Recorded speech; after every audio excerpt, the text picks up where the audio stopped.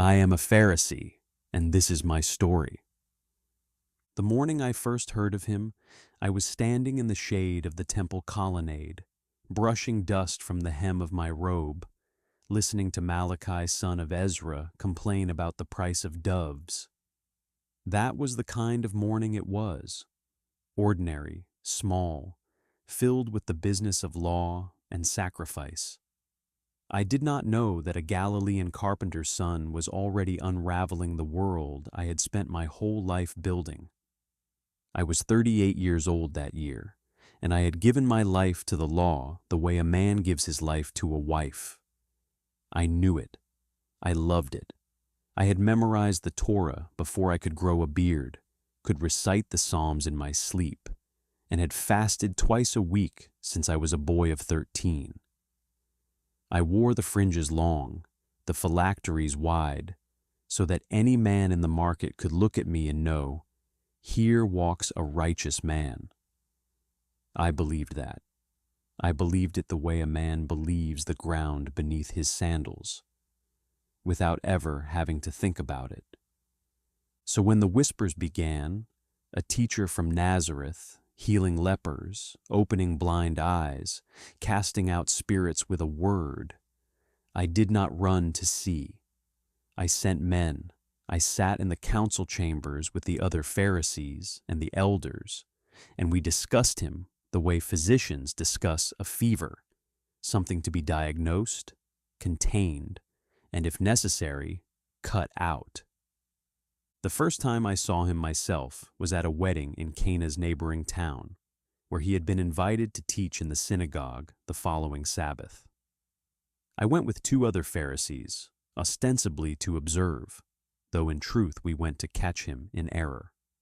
He stood before the scroll of Isaiah, unrolled it with hands that had clearly known a carpenter's tools, and read, "The Spirit of the Lord is upon me, because he hath anointed me to preach the gospel to the poor, to preach deliverance to the captives, and recovering of sight to the blind." Then he rolled the scroll shut, handed it back to the attendant, sat down, and said the words were fulfilled in their hearing that day. I remember the silence in that synagogue. I remember my own heartbeat in my ears. Something in me, something buried beneath 30 years of study, leaned forward. For one breath, one single breath, I wanted it to be true. Then I caught myself. Who does this man think he is? I thought. A carpenter's son, claiming Isaiah's words as his own fulfillment? I looked at my companions and saw the same offense hardening in their faces, and I let it harden in mine too. It was easier. It was safer. To believe him would mean everything I had built, my status, my certainty, my authority to say what was clean and unclean, sinner and righteous, would have to be laid down. I was not ready to lay anything down. Not yet. Perhaps not ever. Over the next months, the reports multiplied like loaves. A centurion's servant healed from a distance. A widow's son, raised at Nain, sitting up in his own coffin, speaking to his weeping mother. 5,000 fed from 5 loaves and 2 fish on a hillside near Bethsaida, with baskets of fragments left over. Each report reached the council like a stone dropped into still water, and each time the ripples of fear spread wider among us. "If we let him alone," Caiaphas said one evening, pacing before the assembled council in the high priest's chamber, oil lamps flickering against the stone walls, "all men will believe on him, and the Romans shall come and take away both our place and nation." I remember nodding. I remember thinking it was wisdom. Rome's boot was heavy on our necks already. We walked a narrow ledge between our people's hope and Rome's suspicion, and one wrong step could bring the legions down on Jerusalem like locusts on a field.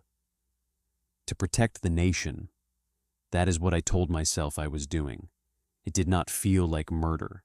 It felt like arithmetic. One man's life weighed against the peace of a nation. The math seemed to favor us. But there were nights, I confess this now, though I would have denied it then, even to myself, when I could not sleep. I would lie on my mat and hear again the stories brought back by the temple guards who had been sent to arrest him during the Feast of Tabernacles. They returned empty-handed, and when we demanded to know why, one young guard, still wide-eyed, said only, "Never man spake like this man." We mocked him for it. We asked if he too had been deceived, like the ignorant crowds who knew not the law and were therefore cursed. But that phrase, "Never man spake like this man," lodged itself somewhere beneath my ribs and would not leave. I told myself it was nothing, a trick of rhetoric, a Galilean's charm on simple minds. But some nights, staring at the dark ceiling of my house, I wondered what it might mean if the guard was right. Then came Lazarus. I was not at Bethany myself, but I heard it from 3 separate witnesses within a single day, and their accounts did not waver, did not contradict one another the way false testimony always eventually does.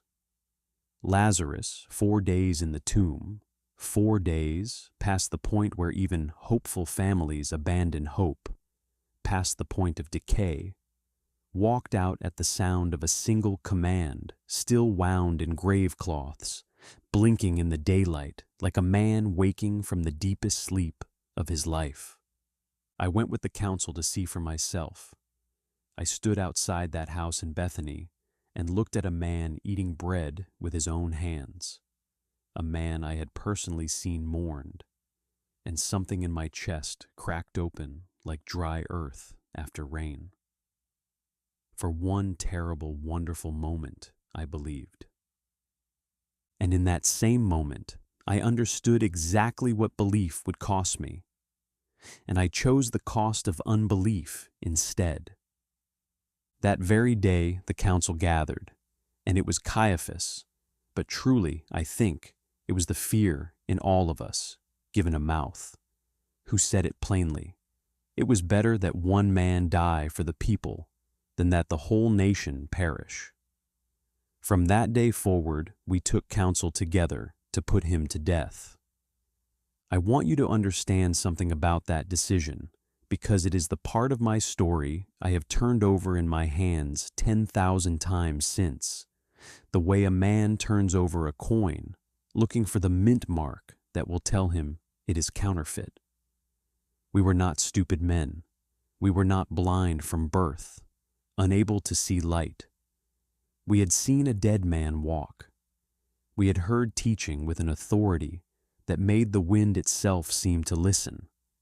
We had scripture memorized in our very bones that spoke of a suffering servant, of a stone the builders would reject, of one who would be pierced for our transgressions. Words we had read 1,000 times and never once let touch us. We saw truth. We heard truth. And we crucified it because truth demanded we become small, and we could not bear to be small. I was there when they brought him bound to Caiaphas's house in the deep of that terrible night, his face already marked from blows, the flickering courtyard fires throwing his shadow long against the stone. I watched false witnesses stumble over their own contradictions, unable even to agree on a lie. I watched Caiaphas, red-faced, demand under oath whether he was the Christ, the Son of the Blessed. And I watched him lift his bruised face and say plainly, without flinching, "I am, and ye shall see the Son of Man sitting on the right hand of power and coming in the clouds of heaven." Caiaphas tore his robe. I remember the sound of it, the ripping of cloth in that stone hall, and the shouted cry of blasphemy, and my own voice among the others crying that he was worthy of death. I do not remember deciding to say it. I remember only that everyone else was saying it, and the words were already forming in my throat as though they had been waiting there all along.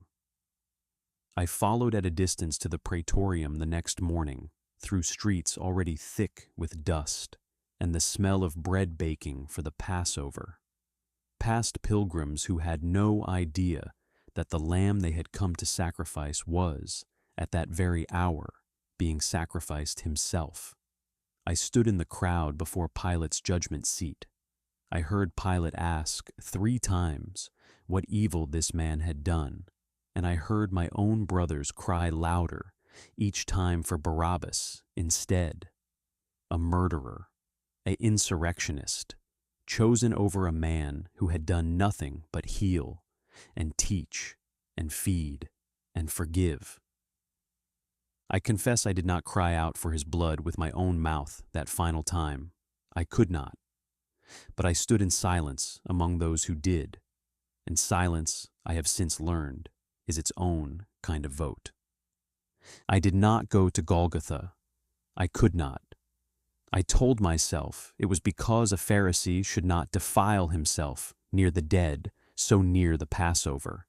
But the truth I could not say aloud, even in the privacy of my own house, was that I was afraid of what I might feel if I watched him die. But I heard of it before the sun had set. I heard that darkness fell over the whole land from the 6th hour to the 9th, in the brightness of Passover noon, as though the sky itself had gone into mourning.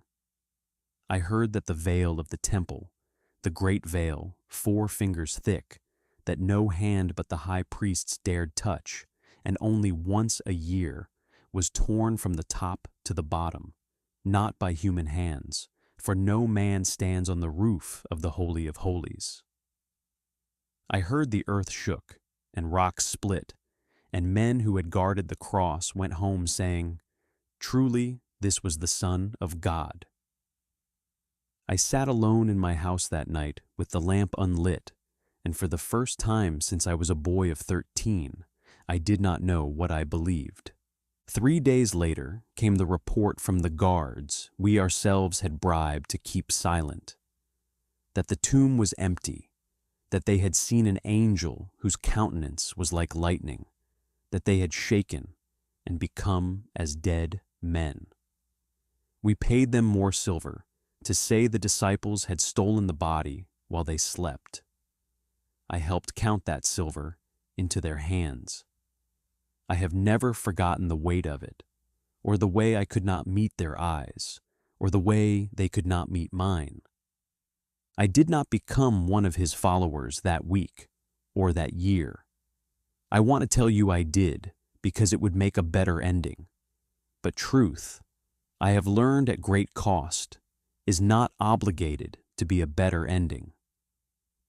What I can tell you is that I never slept easily again.